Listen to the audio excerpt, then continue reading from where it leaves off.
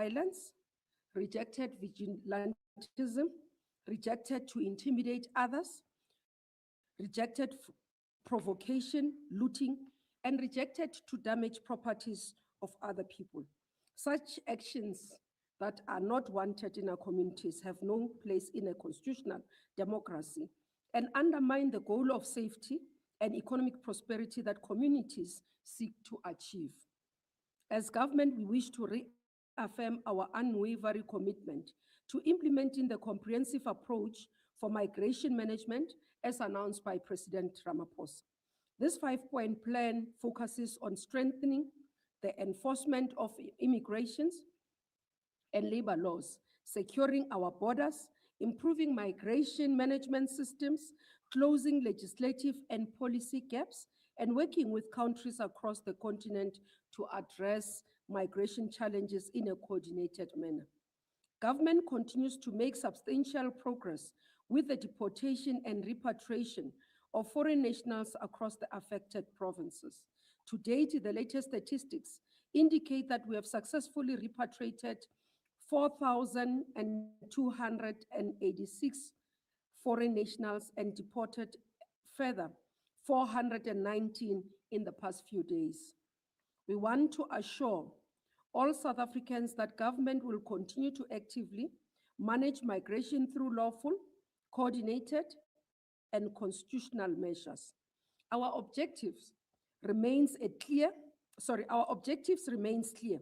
A South Africa where migration laws are respected and enforced, where borders are secured, where communities are safe, where businesses compete fairly, and where human dignity and constitutional values are upheld. Government will continue to intensify efforts against criminality, corruption, human trafficking, labor exploitation, and all forms of illegality associated with irregular migration, while ensuring that enforcement actions are carried out within the framework of the Constitution and the law. We call upon all South Africans to remain calm, reject misinformation and xenophobia, and continue working with government and law enforcement agencies to build safe, stable, cohesive communities. We will manage migration in a manner that protects our national interests, promotes the rule of law, and advances the values upon which our democracy has been founded. Thank you very much.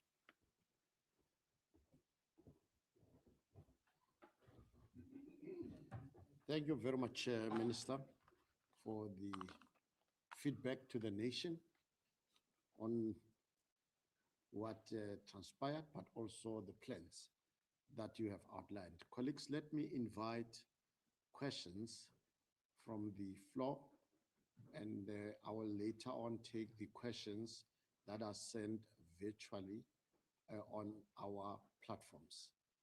Let me recognize the names in this way. I note your hand, I will note the second hand, and the third hand in the middle. Then those names in that order.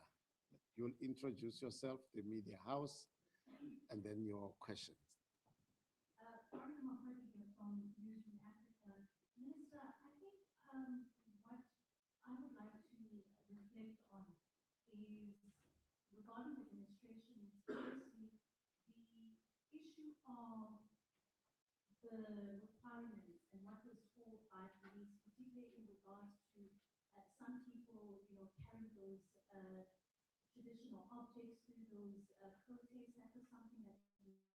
We also saw in some administrations that there was still that issue of people going to individuals, asking them to provide as well certain documentation. How is the state going to put, in confidence, particularly to people that, that they've got this situation under control? Another question I wanted to ask was, we've heard Mountain March saying that they will continue demonstrating every Thursday up until they can see, a proactive response from government. Your response to that? Do we have the budget for it? I know that there is that amount that has been allocated to continuously monitor these operations.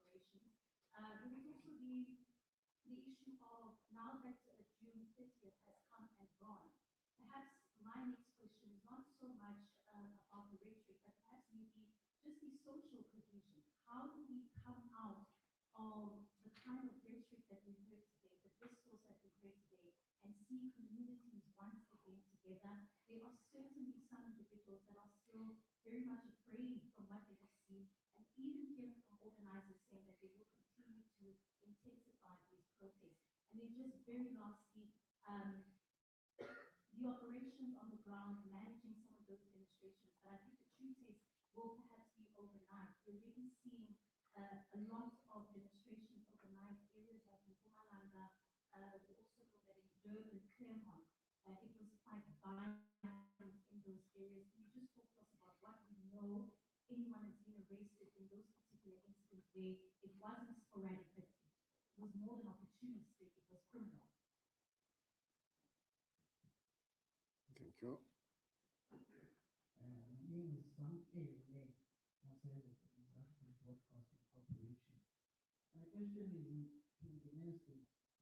So the incidents across the country, particularly when you go to Pimville, you go to Jamestown, the Venda family and the Tonga family were confused for being foreign nationals. And we are seeing this confusion where those who are not predominantly Zulu speaking, who are Chivenda, Chitonga, speaking, and are presumably dark like myself, are presumed to be from across the borders of South Africa.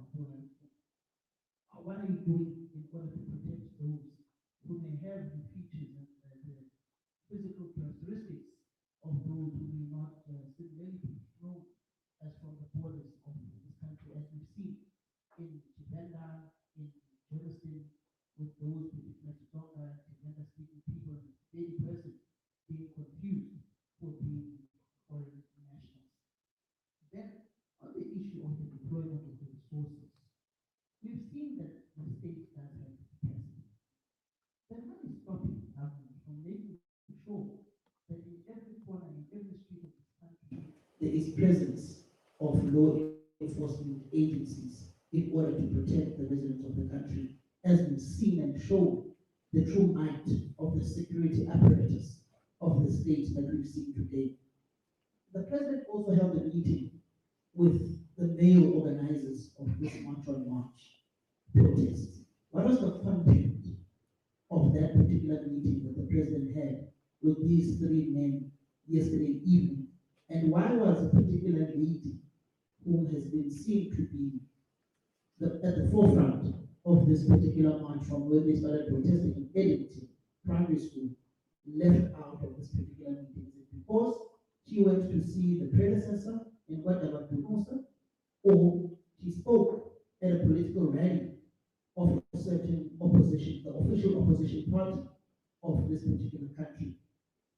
Do you also believe that there has been a third force behind these particular protests? Particularly noting that at some point you had the Israelis saying that Africa must be divided and South Africa must be the first point of call. Are you suspecting that this is the work of the CIA and Mossad in retaliation to the ICJ case that South Africa brought against the crimes against humanity by Israel?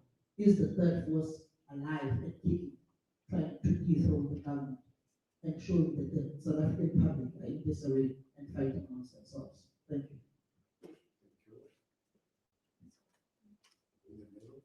It's very difficult to go after that. My name is Erin Kobe from ENCA. And this was, of course, the 30th of June now, having passed. There's still some tensions on the ground. I think my question is, what assurances do South Africans have now that it's not just going to be business as usual, and that their concerns are going to be dealt with when it comes to the migration crisis in the country? Also, scenes on the ground, we have seen some very violent scenes when it comes to those, having weapons, traditional weapons, but also scenes where families were removed from their homes. Will there be any consequences, and what sorts of consequences will there be for those who have acted violently during these demonstrations? And also for Home Affairs officials who have participated in this illegal migration crisis, who've taken bribes, who've been part of the problem, what's the consequence management moving forward there? Also, on the 600 million rand that had been spent on today, if you could take South Africans into your confidence, give us a breakdown of exactly how that money was spent.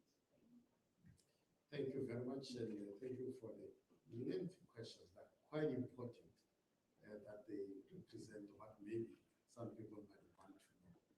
Ultimately, the government is here late at night. I'm sure ministers will be starting.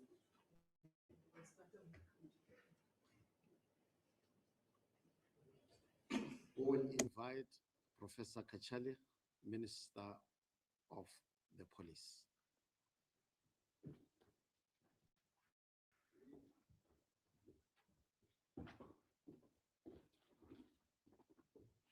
Thank you, Mr. Beloy. Greetings to Minister Kubai, Mr. Shaveni, and DG Baleni. Let me see. There were lots of questions. On the issue of traditional weapons,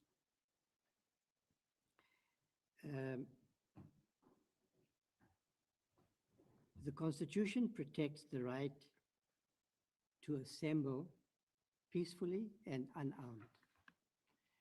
And the legislation governing protest action makes it very clear that illegal weapons during a demonstration are unlawful. And the police are required to enforce the law.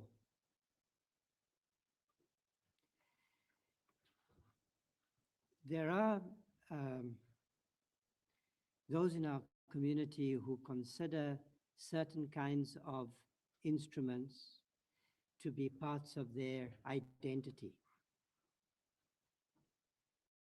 So that introduces a question that needs a conversation in our society. On the one hand, the law is very clear, but we have to have a conversation with those who believe that the carrying of certain kinds of instruments should be protected by the law. And there are situations in which the police, especially in volatile situations, will exercise prudence and restraint. And they did that today.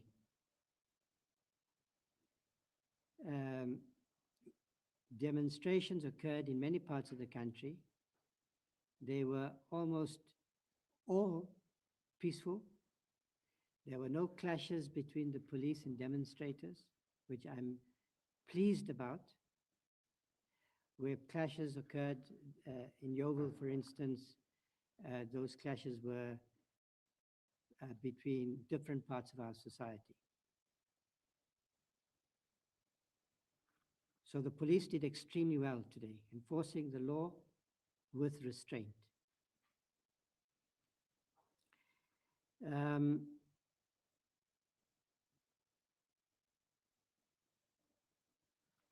Overnight and in the weeks ahead, we will continue to exercise vigilance.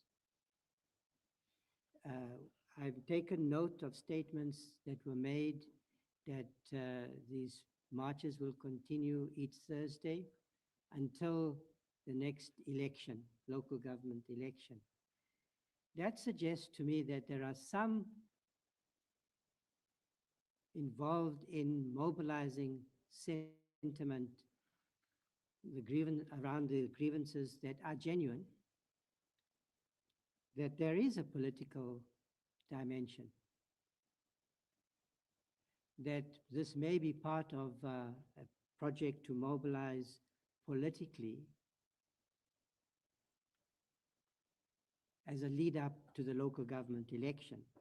And that suggests that this is not just about illegal immigration. And I think it must become clear in the days and weeks ahead by addressing questions to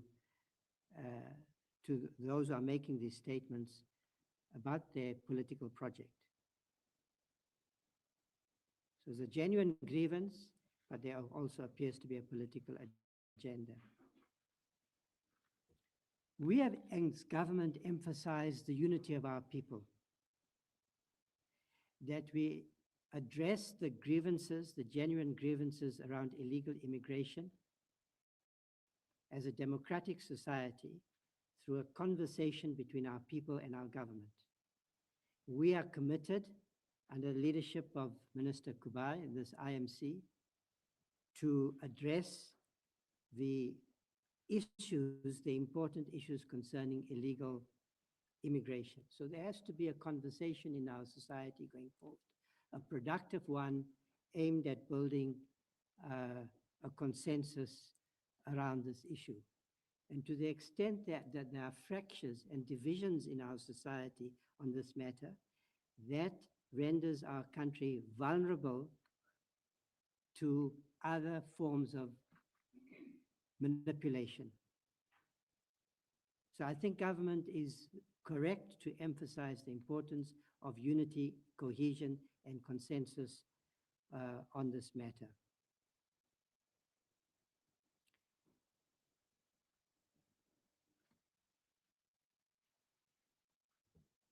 I will address to the question of criminality. We have been consistent in our message that we're going to enforce the laws relating to immigration and irregular migration. We are going to enforce the law against criminal conduct. And I think you can expect to see after June the 30th, action being taken by the police to ensure that those who are guilty of incitement and other forms of criminality will be arrested and prosecuted. The conversation I'm having with the police is that that form of consequence management is particularly important.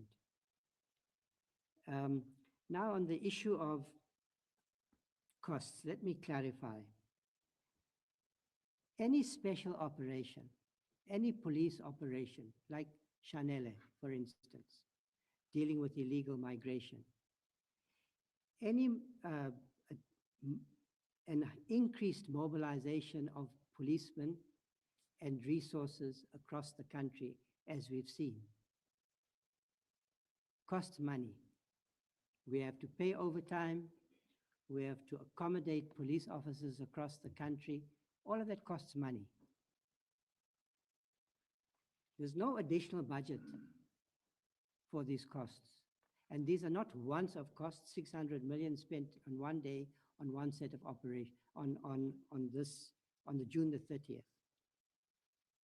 But I think our people have to understand that when there are periods of instability and threats of shutdowns and so forth, the right thing to do by the police is to take preventative action and to be prepared to make the resources available for maintaining peace and security in the country. And we've seen the value of that today, haven't we? There was lots of anxiety in our society that we're going to have a repeat of July 21. That hasn't happened. In a moment of heightened mobilization, the police across the country, in all provinces, in all localities, have been able to prevent violence and to maintain the peace. So I think that that's a plus. South Africa has had a good day today, and I'm hoping that we can maintain the peace in the weeks and months ahead as we lead up to the local government elections. We have already seen in the last registration weekend, killings of councillors and so forth. So the police are going to be, their responsibility is to maintain peace and order in this period. We are not looking at June the 30th as an arbitrary deadline. Our work lies ahead of us, and our commitment is to maintain the peace in this country, to create an environment in which the conversation between the government and the people can continue around the important issues and challenges that our people face. Um,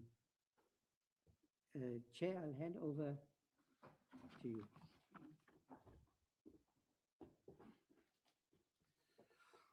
Thank you very much, Minister. We'll invite Minister in the Presidency, Minister Kombozo Nchaleni. Thank you, Mr. Baloyi. Thank you to members of the media for the questions, and to my colleague, Minister Kachalia, for opening the response line. On the question of whether the notice that there will be weekly demonstrations, whether we are threatened or we are worried about that, we are not worried, because there have been demonstrations actually every day since the beginning of June. You may not have been following them, but there have been demonstrations all over. And we've been making sure that those demonstrations are safe and those demonstrations are peaceful. Where there was interventions needed, the law enforcement agencies and the security infrastructure intervened. On the issue of how we're going to maintain social cohesion, we've had, as government, the president has had the foresight of accepting the proposal of hosting a national dialogue. And the importance of that national dialogue is that South Africans needed to converse with each other, converse about their challenges, but also converse to know each other. And this current situation we are confronted with, of the protest against illegal immigration, it's in line with that conversation. Ourselves at cabinet level, we have had 5 iterations around illegal immigration in the country. The IMC, by the way, just to put it on record, it was not started now in June. The IMC was established in March, in the cabinet meeting of March. And we had to do preparatory work to make sure that the policy gaps are being addressed, identify those gaps, and other work that have been done, and also build up into the work of the previous IMC. There was an IMC that dealt with immigration issues, that led up also towards the establishment of the BMA, but also towards the first white paper on immigration and the other interventions that have been made. You will recall when we had to make an intervention around foodborne diseases in the country. That part of the stream in that IMC included the stream that dealt with immigration and illegal immigration in particular. So, but it's part of the conversations that South Africans must have with each other to say, if government fixes not only the border gate, but also fixes the borderline, puts the laws in place, what about the South Africans who continue to host illegal or undocumented foreign nationals in their homes and choose to pick up rent of 2,000 rands for a spaza shop with the risk of all the unsafe health challenges? We are building up the work on health inspectors, and we're building up that capacity at municipalities so that those can be done. We're also building up capacity to enforce bylaws in municipalities. You have seen in the cities of Johannesburg, they've been very consistent in enforcing bylaws to make sure that our areas are clean, but also we do not have things that are activities that are illegal in the areas, including people that are undocumented. And is a part of also strengthening the government coordination in working in this place. You have asked that you have seen the full deployment of the law enforcement, what makes us fail to deploy to make sure South Africa is safe.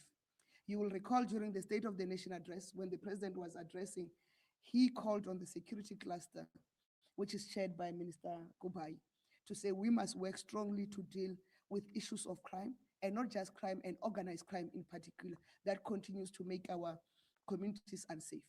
And he spoke about the deployment of technology to improve security in that cluster. And this is part, what you're seeing is part of the work that is being done, that deployment. That's why even in the build-up to the 30th of June, we assured you that the country will be safe. There's not going to be a shutdown, there's not going to be intimidations, and you doubted us. And there were marches in between, as I've said, but they were peaceful, and everybody abided by the rule of law. You've asked the question of whether there's a third force behind the protest. Our responsibility as the government is to ensure that South Africa is peaceful. What is behind measures that threatens the peace of South Africa is for us to confront and deal with decisively. And if we come here and say, this is what is threatening the peace of South Africa, you will do like the other time when I released the national intelligence priorities, you were threatened and worried. Leave that to the intelligence structures and the security cluster, and just appreciate that your government is able to make sure that there is law and order in the country, and we will continue to work to ensure that we also eradicate situations of unsafe communities and criminality. Thank you. Over to you, Minister Gubai.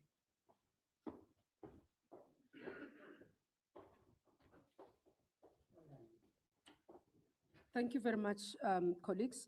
I think the first one I want to speak to is in relation to the meeting of the president with the gentleman, as Samkelo says.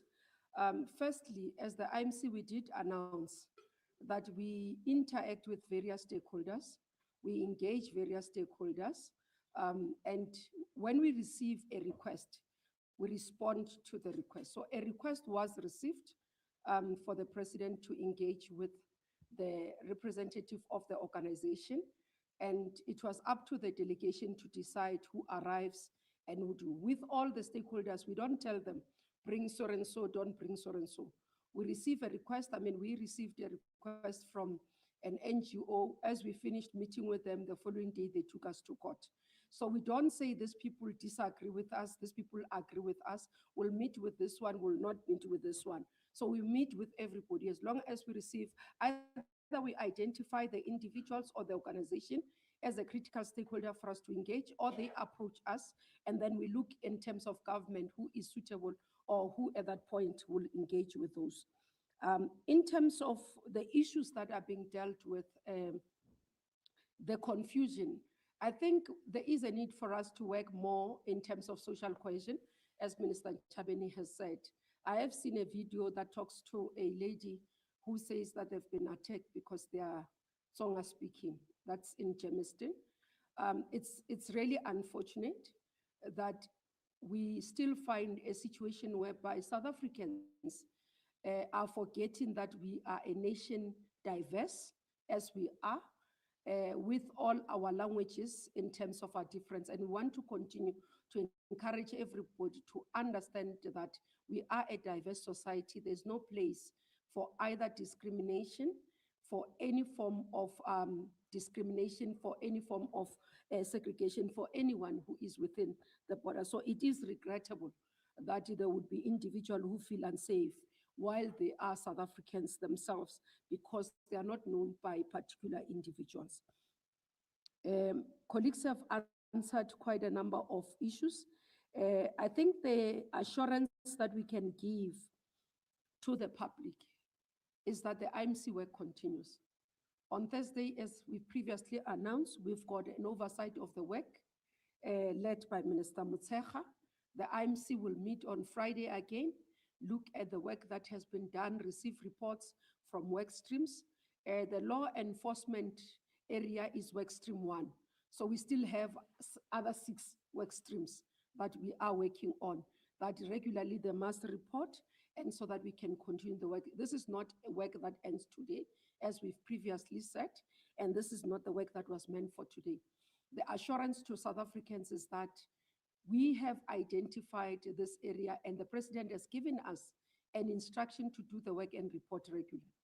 So until the head of state comes and addresses the nation and say, I believe that the work has been done, we've been able to implement, or the team has been able to implement what he has given us an assurance or instructions to do has been done, we'll be able to say we are done. But for now, we are not yet done. On the issue of Home Affairs officials, you'd remember that SIU together with Home Affairs released a report in terms of the systematic corruption within Home Affairs and also the officials that are implicated. I think let's again urge South Africans, those who have information of further bribes that are happening, please share with the state so that action can be taken. We have seen individuals being taken through courts. We have seen individuals being dismissed, but even including in terms of the identification and documents that have been issued irregularly or through corrupt means have been cancelled. So if there's anyone who has further information on what we need to do as the state in that area so that we can be alerted. But dealing with corruption within society is a two-way. Society as well must not go and seek corrupt activities and pay officials, while we are saying, if an official asks for a bribe, please report that person. It's your responsibility in terms of PRECA laws. I wanted to support Minister Kachalia because the issue of the 600 has been going on, and I think it has been misunderstood. For example, when it's festive season, law enforcement agencies deploys across the country to ensure that there is enough capacity on the ground for that period. Again, you would have seen, even in Easter weekends, you have that. So the work and what he had alluded to, it's for subs, but it's not only for a day. Let's appeal to South Africans. And it's not only a special allocation. So you'd remember that Minister of Finance long presented budget. So there is no additional budget, there's no specific budget to deal with, because South Africans are coining it, that government is putting 600 million to fight us. There's no government that is fighting South Africans. That's the first thing. There's no government that is putting 600 million to fight South Africans. Government, as it's required, is required to do law and order in the country at all times. And various work will be prescribed in different times and for different categories. But what has been the message to us as government, and that as the IMC, when we did this work, we did everything we reflected upon, was the instruction. Many of us were in cabinet when July 21 happened. I was Minister of Tourism. I was the chair of the economic cluster in government. The message was very clear from South Africans that July 21 must not happen again. And we came out, the president assured the nation that we will ensure that there's law and order, will ensure that we protect you. And that's what has happened today. And will continue. That's why the net joints will brief you tomorrow with specifics of incidents, what has happened, those details, you'll get them from the operational people, not from us. They will give you where has happened what, how many people have arrested, how many people have done this. They will give you all those details tomorrow. Ours tonight was to say, because we made a call to South Africans to work with us, to collaborate with us, but to ensure that we protest in a peaceful manner. And we felt it important as the IMC to say, as the night ends, as activities and people returned to their homes, as marches ended, we needed to come and say thank you to the South Africans for heeding the call, for working with us as partners, not only South Africans, but various organizations, but also to thank the law enforcement agencies, the men and women in uniform who've gone out to ensure that we can build the trust that many people were starting to lose in the state, but also defend the integrity of the Republic. And that's the intention was for this evening's briefing. Thank you. Thank you, ministers. I'm also mindful of the time. July didn't happen. Allow me to then invite questions. Minister, we have 8 questions, but I'll request that they be read on the record, all of them.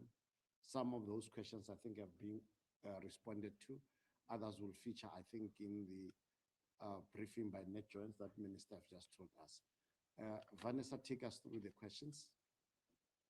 And I see they're burning hands. I'll come to them.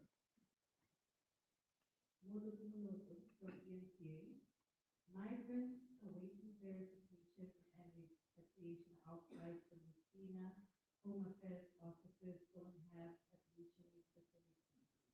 And having been out there for more than 2 nights, they're compelled to hide behind walls and in corners out in the open when responding to the call of nation. Why are these people subjected to this injury? Ntandu from Bloomberg, may we please have an update on how many arrests were made related to the anti-migrant marches today? and in which part of the country? Hadra Amaji from Business Day. The March and March demonstrations today are over, but as people disperse, will there still be a strong showing of police visibility to prevent mobs from reaching? What has been the role of the SANDF today? There are reports that the army has been deployed to Joburg this afternoon. Is this true? Nazir from the Lorian Sun. It seems that the repatriation process by government was not done according to basic human rights. Reports suggest that many of the illegal foreigners waiting to be processed at the SA side of the border have been left hungry and full, with religious bodies now intervening. Also, it is clear that the protest against illegal foreigners is going to be long, drawn, and ongoing. Is government, including the police, prepared for this? And is there an additional budget proposed for planning the ongoing protest, especially given that the police apparently budgeted for 600 million for today's protest march? Paying Pillay from the witness. Can government provide clear timelines and measurable targets for identifying, processing, and deporting undocumented foreign nationals? What steps are being taken to tackle corruption within immigration, border, and law enforcement systems that may be enabling illegal entry or fraudulent documentation? The Tokonolele Hana from Full-View has 3 questions. Anti-immigration groups say government has not presented a comprehensive plan to deal with migration, and the marches will continue. What is government's response? Was the mission accomplished for government in dealing with the marches today? Why does the anger keep rising for the immigrants when every message points to the state? How is government addressing these issues to regain trust of South Africa? Cindy Sothabati from the Health Minister. With weekly Thursday marches now planned as indicated by leadership of March and March, what's government's actual engagement plan and who defines when the issue is dealt with? Thank you. Thank you very much, Ministers. Allow me to just take also the follow-up questions in the House so that as we go to the responses, we then even close the brief we adjourn. Let me take the hand. Yes, ma'am. Thanks, Minister. Just one confirmation from the news. I know you mentioned that networks will give us the details of the incidents tomorrow, but we're seeing now as nightfall that there is violence in Mpumalanga. Rubber bullets are basically now being shot at protesters. We also know that there was reported looting in Claremont, in KZN. Just the question I have is, who should take responsibility for this? Because organizers at this point are sitting in the comfort of their homes right now. And all along, I think the fear and anxiety that the minister spoke about was exactly that, to say, once this discourse has been put out to the public, how do we contain it, given what we are seeing coming out of those 2 provinces this evening? Thank you very much. The last question.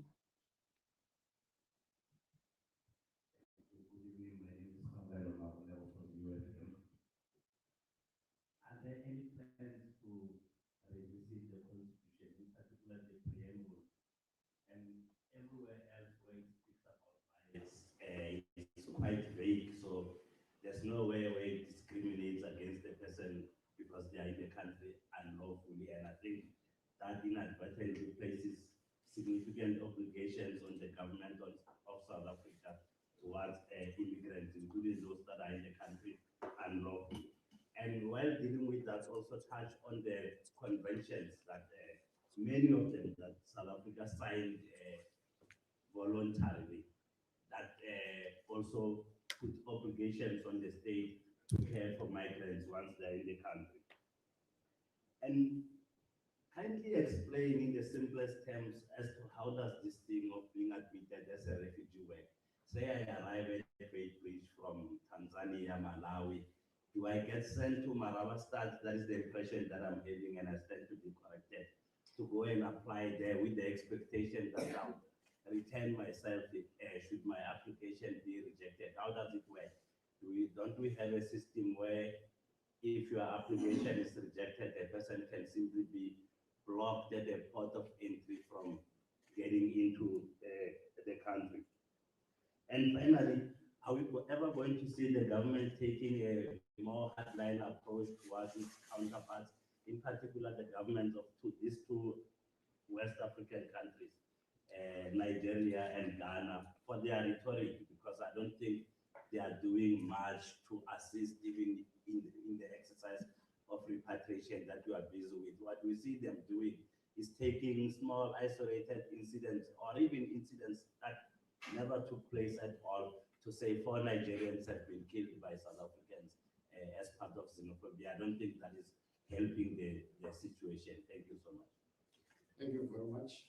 Vanessa, read that last question that I see there on the record. Yes, a question from Inter-Ministerial from Pioneers. Does government know the total number of undocumented?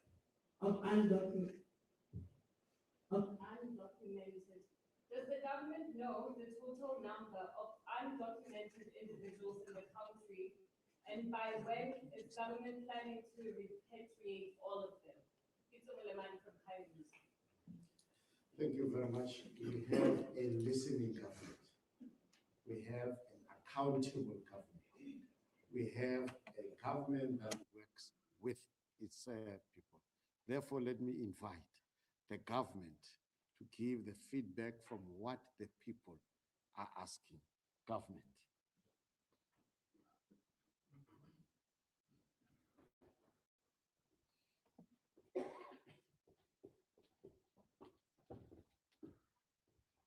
Thank you for the questions.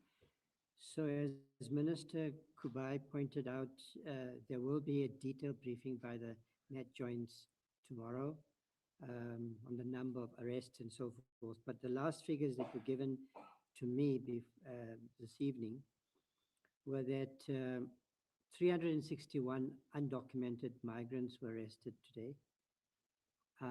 There were 11 arrests for looting or attempted looting, 4 for drug-related offenses, and 291 for common law crimes.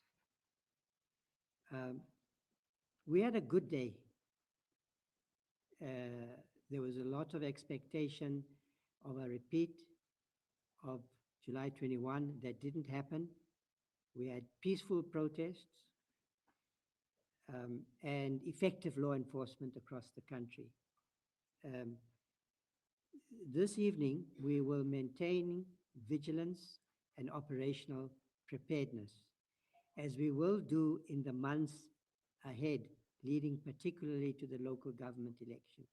So focus was never just on June the 30th. As Minister Chaveni was also pointing out, we have an ongoing responsibility to protect our people, to fight crime, and we're doing that. But where necessary, we will increase mobilization of the police service and other law enforcement agencies to maintain safety and security. I can indicate that the Army was deployed on a contingency basis. It was largely unnecessary, but we were prepared to deploy the Army when necessary. And in fact, there was a limited mobilization in Yeovil or parts of Johannesburg when the situation was getting out of control, but the police were able to manage the situation.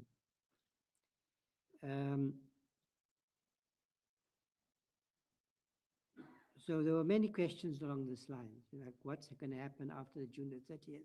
What's going to happen this evening? There may well be sporadic incidents of violence, but the police are not being demobilized. They are present to deal with any eventuality, as I've kept saying before in the lead up to June the 30th. And I think you can see that we were serious about the claim that we were making, that we expected June the 30th to be a normal day. And a normal day does not exclude legitimate expressions of our constitutional rights to express our grievances. Let me just say this about the moment we're in when it comes to immigration law and policy. Minister Kubai will deal with some of the specific questions. We are in a moment in our country when we need to build a consensus between the government and our people around immigration law and policy. There can be no debate about that. We understand the message that we're getting from our society and our people. The IMC that was established in March is engaged precisely in that work. As Minister Kubai is indicating, law enforcement is only one stream of work. There are 6 other streams of work, looking precisely, comprehensively at immigration law and policy. Where changes need to be made, they will be made. The role of the police and law enforcement agencies is to create an environment where that engagement can take place, where that conversation can take place. That conversation between the South African citizenry and the government, and the conversation that we also have to have with our continent, with other governments and peoples in our continent, on the question, what are the terms upon which immigration can occur into a sovereign country, like South Africa, like Botswana, like Ghana, like Nigeria. We have to be able to have that conversation, and I concur with the observation that's been made that that conversation has been very simplistic, very one-sided. This government represents the people of this country, and we will not hesitate to represent our people in the conversation that we are having with our sister countries and peoples across the continent, with whom we have to have productive relations, constructive relations of trade, also constructive relations in the area of security, which includes migration. And I hope that post June the 30th, that we're going to shift gear. This conversation doesn't have to take place in an environment of intimidation, of violence, of division. We are ready to engage, to have a conversation which we believe is necessary, a respectful conversation about how to take the country forward on its many challenges, including immigration. Thank you.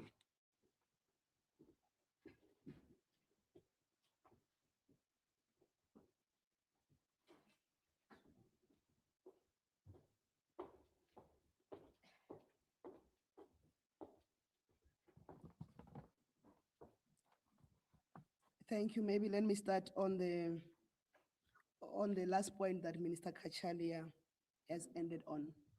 As South Africa, we've always remained ready to deal with the issue of immigration, not only in South Africa, but in the region of SADC, but also in the continent of Africa. And we are ready to discuss both the pull and the push factors that makes us the host country of many people wherein ordinarily we should not be hosting them.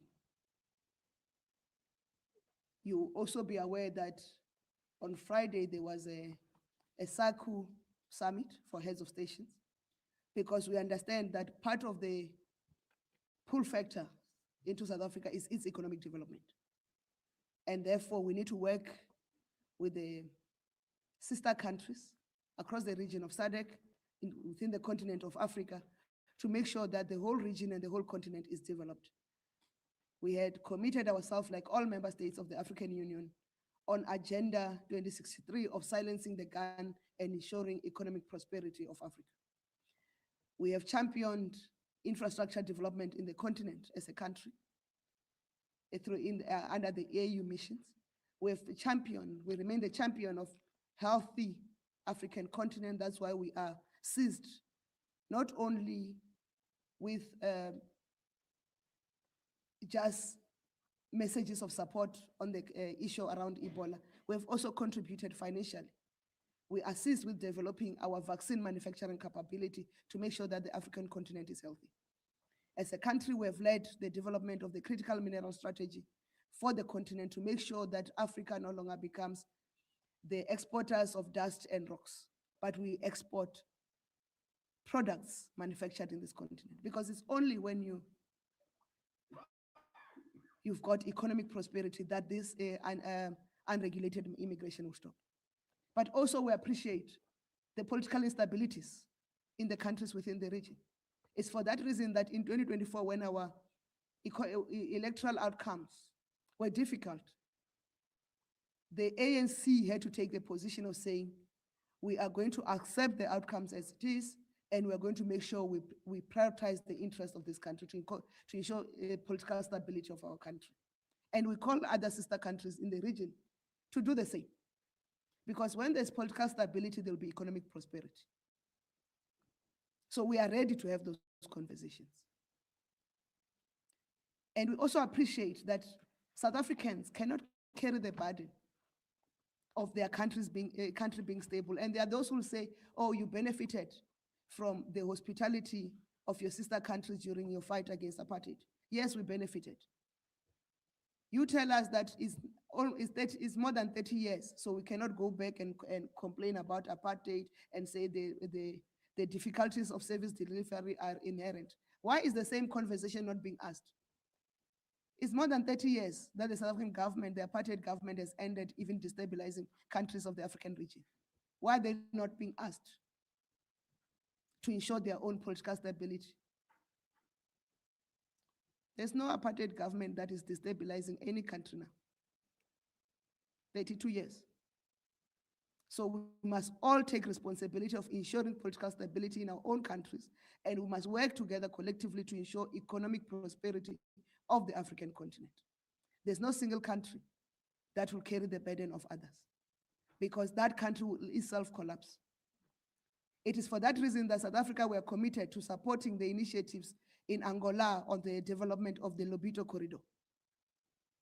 We've mobilized our South African investment companies to make sure that we support the development of the Lobito corridor. There's no country in the West or in the East that can have the interest of developing the African continent more than South Africa. And we must show it by investments in our own, through our own companies. And I know we are threatened to say, yes, when South Africans complain about things that they're unhappy about, we said we are going to close down South African companies in those countries. It's like cutting your nose to spike your own face. Because those companies are not there for South Africa, they're there for the development of those countries. And we must all commit to that economic development.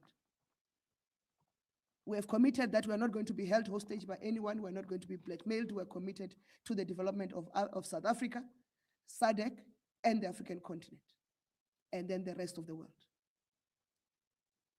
Because a better South Africa, a better Africa, a better world. That's what drives our foreign policy and our economic development strategy. So the conversations about immigration, we must discuss them in their full context of the pull and the push factors. And we are not tolerating fake news. We have engaged with the social media partners, companies who are operating in South Africa, to say anybody who publish fake news to discredit the reputation of the government of South Africa, the people of South Africa, will have to live with the consequences. The fact that we're a democratic country does not give us rights to protect our national interests. We are happy that all the social media platforms have been playing along. There was a question about whether the soldiers will reinforce. That's why Nigerians is responding tomorrow. We continue to do, as Mr. Kachalia has done, monitoring, but reinforcements. You know, they have deployed, already the soldiers were deployed in Johannesburg in the later evening because you need the higher level of skills, you know. Sorry, Mr. Kachalia, sorry. You need the higher level of resilience when in the shadow of darkness. They are going to deploy in Durban to make sure that we keep the peace.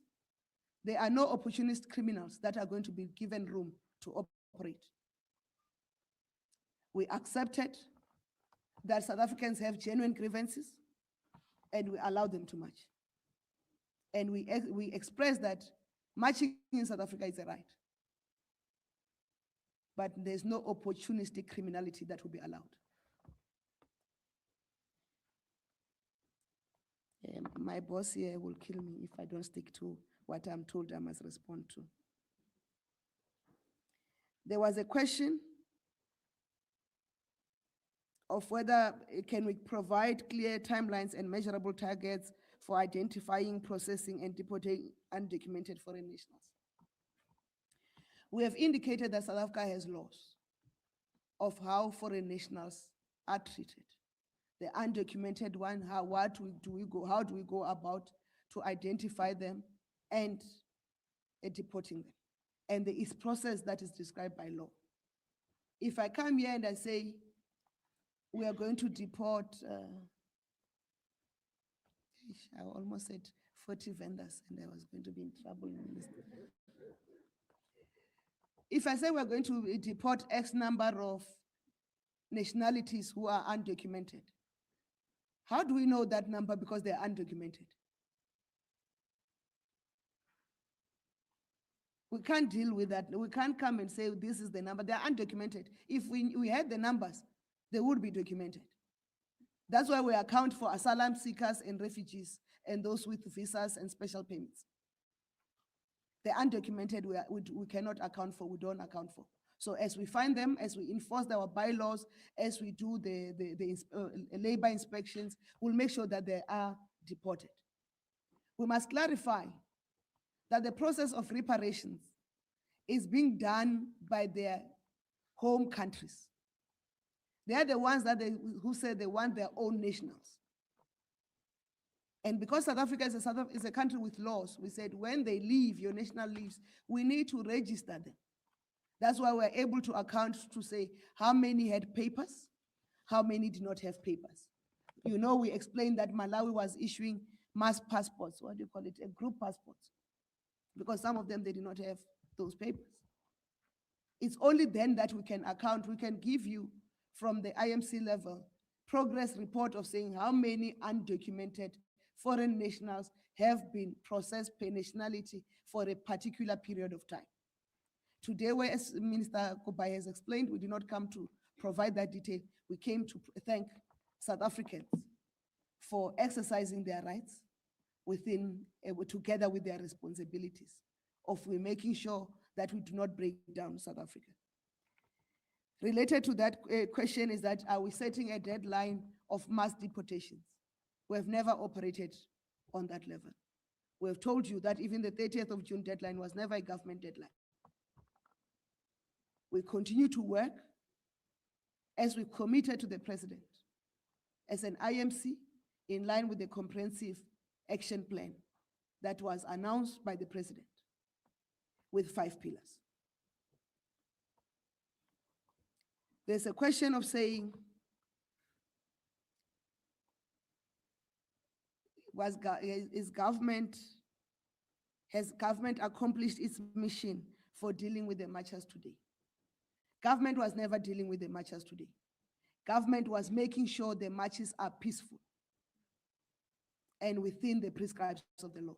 South Africans, as we have articulated, they have a right, constitutional right to protest. And that right cannot be taken away by anyone. But when you exercise your right, you also exercise your responsibility. And that's what we had to do. And we appreciate that the organizers of the marches across France have made sure they've kept to their responsibilities. And we've committed that we'll make sure law enforcement deal with those opportunistic criminals who have no interest of the Republic at heart.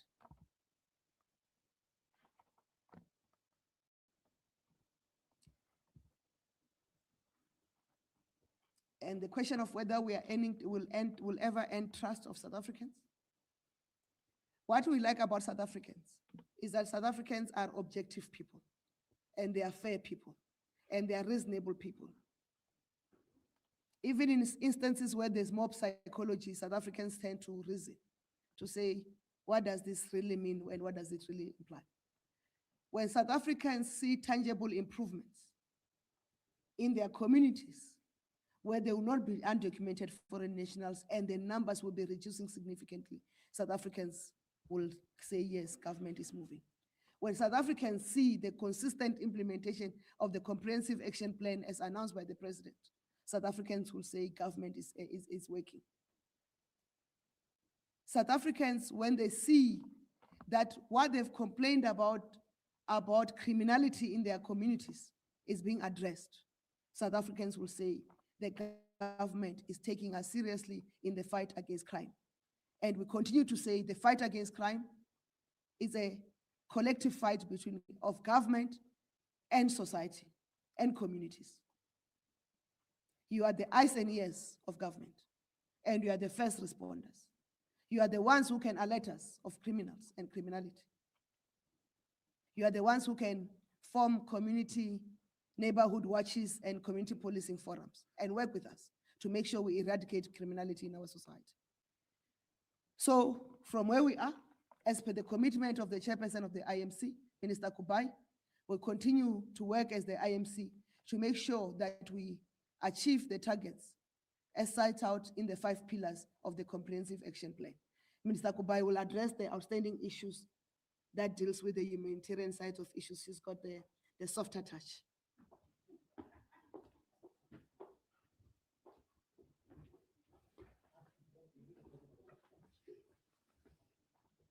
Thank you very much, colleagues. Let me start with the issues. I think all others have been raised. Gaugelo asked about the review of the Constitution and talks about the preamble. Gaugelo just want to reflect. The preamble actually reaffirms South Africa, our commitment, our sovereignty, but also that the government is based on the will of the people.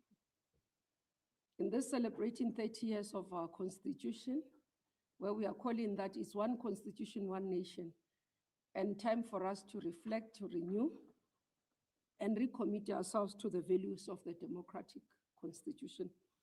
I don't think our constitution, in the manner that you are saying, does give way for illegality in the country, because it emphasizes that everything should be done within the law. And therefore upholds, it becomes the pillar and the foundation of our legislative framework in the country and the rule of law. But you spoke about, again, the issue of conventions, which I do want to agree with you, that there's been issues and consistent, and I think Minister Moswaledi at the time he was Minister of Home Affairs would have alluded to some of the conventions, but also the legal framework that would have been. If you look at our program and what we have committed to the nation, we've got a stream that works on legislative and policy review, where we are looking at what are the constraints in the legislative and policy environment that are making us not to be able to deal effectively with the matters of migration. And we consistently review that. We will announce on those, but we have made commitments on several as well, whether it's relation to the SADC protocol in terms of exchange of prisoners, the legislative development under Department of Labor that would have reviewed, but we've also said under social services, there is a need for us to analyze our legislative review, but also look at the policies and see where are the gaps and what do we need to address in that area. So I want to assure you that it does need for us to look at those areas. It's not that we are blindsided, but I think in the manner that you said on the Constitution, I guess it might give a wrong impression. I don't think the Constitution is prohibitive for government to deal with issues of migration, and it doesn't call for the review, unless maybe later you can share with us, or if anyone does feel that there is clauses that needs review, will be willing to look at them. And then I'm going to deal with the issue of the refugee together with what I think a couple of colleagues who are calling, starting with Moloto, about what is happening in Musina. We announced last week, Friday, that we are relocating our temporary repatriation processing center to Musina. And I can assure you we're doing this in the most dignified and humanitarian way. And I'll explain. We've been able to move the people, and in the process, as they were driving or traveling, particularly those that were under our watch or they have presented themselves to the state in Durban, they were provided with water and food as they traveled to Musina. Upon their arrival, if you look at the pictures as we are there, we've posted them on our social media. You see there are packages of food there that were put aside that were provided. So it's not correct that we've not provided them with food nor water. But again, in the site that we have established, there are sanitation facilities that we've put. And I must say, our understanding is that government does not do everything alone. There seemed to be a suggestion that when government partners with private sector, partners with civil society in dealing with the situation, it's almost like government is abdicating its responsibilities. I must say, throughout the process, there's been NGOs, as I say, we've been having meetings. There have been NGOs that approached us, asked us how are we dealing with the matter, whether they would need assurances of particular areas, but others would say, would like to lend a hand. For example, I'd like to appreciate the team that we worked with in KZN. These are NGOs that throughout that particular process in Durban, they provided meals to those individuals who were there under processing, including our teams. There were NGOs that were there providing a meal in the morning, providing a meal in the afternoon, and in the evening. They were there providing mothers with necessities and children with amenities. And this is partnership that we appreciated. Similarly, you would have seen we had your medical teams who were volunteering on site, not only for the foreign nationals who were being repatriated, but also for our teams who were on site to receive care and support on site. So we appreciate that support. And when we moved to Musina, the teams then, those NGOs reached out, including others, like you are saying, the church. You would have seen the statement by SACC, South African Council of Churches. We met with them. The delegation was led by Minister Motshekga. And in the meeting, they asked, what can they help? They asked for where do the buses as they go stop? Can we be able to provide whatever that we can provide, whether it's water, whether it's, and this is the Ubuntu that we call for and the Ubuntu that is shown. In the most times where it's difficult, South Africans are able to come together and be able to deal with the situation. So those NGOs, many of them have moved from even Durban to come to Musina, to come and assist us, and they volunteered to support us. So the Musina side actually is up. Tiembushelo has been operating there the whole day today, supported by the deployment that the DG has done. And I understand Minister McPherson is actually on the road, on the way there, to be able to be there full-time tomorrow to ensure that the processing fast tracks. Minister Chris has been supporting the teams through ensuring that facilitation of the buses and the work is unlocked. So we work as a team.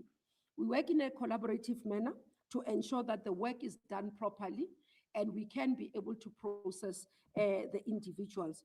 We do believe that in the manner that we've been doing, when we were building, we got the people to be processed at the refugee center that is in Musina. And we went there, we could see the buses arrived from everywhere, and then we received. What I need to explain is that the buses, others that arrived, were not buses that we had the numbers of. So people would come on their own because they've heard that we've got the rapid repatriation. So it's either the embassies or business organizations, other business individuals have gone out to say we are supporting the following individuals, and you would have seen the buses. Not all the buses that would have been where we would be involved, but they would be supported from business people in those countries where they are supporting individuals. What we have said and asked is that they must communicate with us so that we work together and they are received. As we speak now in that processing center, we have more than 5,000 that have arrived. Actually, we're looking at about 1,000, but the number has grown and we are processing them. And we do believe because the space is bigger, we'll be able to fast track and process quite a number of people at a go. Just to highlight that the work continues and there is dignity in what we are doing. There are social amenities in terms of the work that we are doing. There was a bit of a concern that the buses were dropping people on the streets and not inside the facilities, and that was addressed. But it's because the buses were meant, for example, to move from Cape Town and to move from Durban to drop off at Musina for processing. Those buses do not have permits for cross-border, so they needed to be able to do that cross-border processing. So that they needed to have the cross-border permits, and they didn't have so. But they were not intended to be the ones that crosses the border. They are meant to take us straight to take the individual straight to the processing center. So I can assure South Africans, I can assure all of you that the facility actually gives dignity. We'll share the pictures on our social media so that we can see that is not correct what is being communicated, that there are no toilets, they are not, they are there in terms of the work. I thought that is important for me as the chair to give assurance.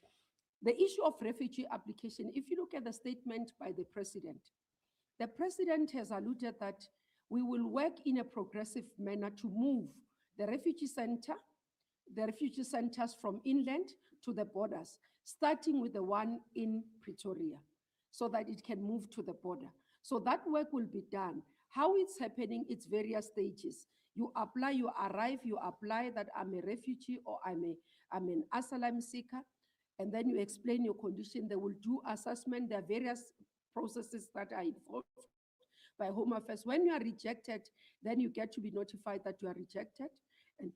And there was previously, before the court judgment, in terms of court, constitutional court, a person could reapply and reapply while they were still in the country.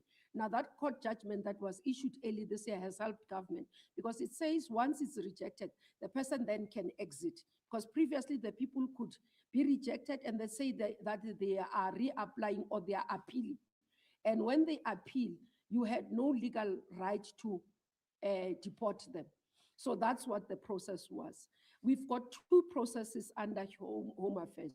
It's the deportation and the repatriation. The deportation is the one where, for example, police will do Operation Chanyela, or Home Affairs inspectors will pick up, or even in labor, will pick up. These are foreign nationals without documents. They get processed, arrested, they get processed through court. It's the law, they have to go through court. And then after that, they are sent to Lindela. And when they are in Lindela, their embassies have to come and confirm that these are their nationalities. And after that, then they are deported. That is done at the expense of the state. When we do repatriation, it's embassies where they call for their individual to leave for whatever reason. And when they are done, then they process, they get process identified. And I must say to the nation, we take fingerprints to ensure that the individuals that we are repatriating are not people who have committed crimes within the Republic and therefore living without answering. So fingerprints are taken, records are done by Home Affairs, so that if they're here illegal as well, they can be declared undesirable. What does that mean? Undesirable, it means that they will not be able to enter, even when they have passports or anywhere, enter the Republic for the 5 years coming. Means they are almost suspended from entry into South Africa. That is also important. And when we finish as the process, then the embassy will do their bulk, what we call a bulk passport with all their names and put them in the bus with that documentation to be able to transport into the other country. So I thought I should explain, because there's somebody who asked us to explain this in detail. What does it mean if the process is done? So I think I've answered all the questions, Minister Ntshavheni and Minister Kachali. I think all others have been explained. Colleagues, just as I conclude, I want to say, organizers of March, you know, sometimes it can be hard to be in government because you can say something over and over again and people don't believe it. And somebody comes and says exactly what you've been saying, and then people clap hands. Now, I want to reiterate, we have issued a government response plan. And I can tell you definitely, sitting here, that all the issues that the marchers are raising with us are actually incorporated in the plan of response. So I don't understand when they say we are not responding. They talk about borders porous.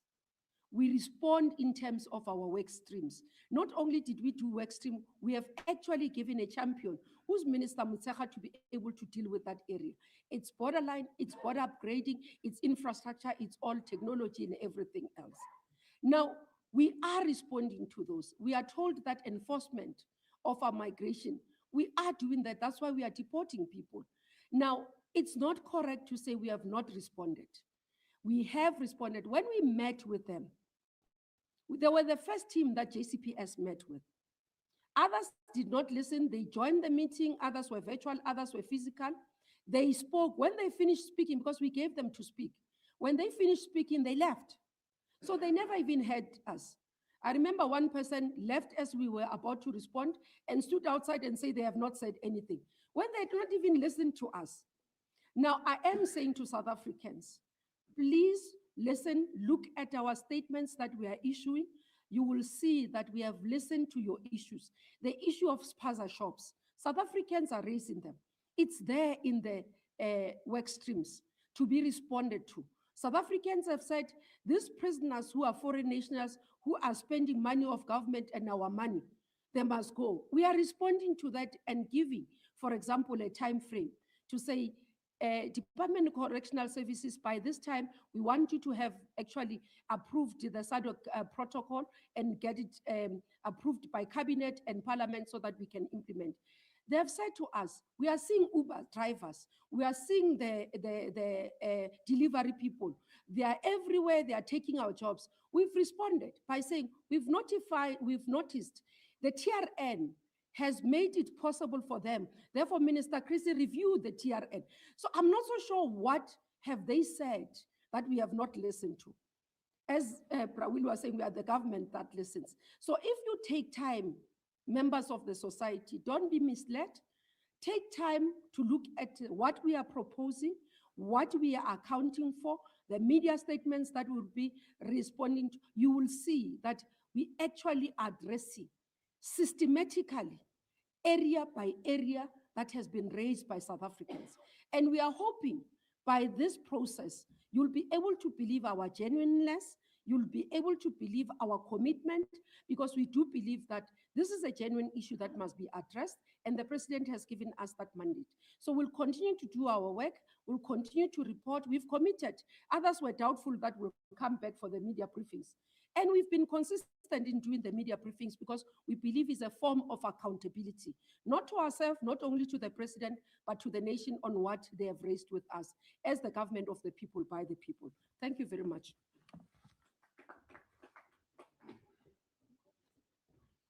Thank you very much, ministers. We have a briefing tonight on the 30th of June, responding to what was raised. If somebody goes out and say we haven't spoken as government, that is disinformation. The person is falsely and misleading the public. So, Minister, we will make sure that misinformation and disinformation are corrected. This brings us to the end of this briefing, and thank you very much. The briefing is adjourned.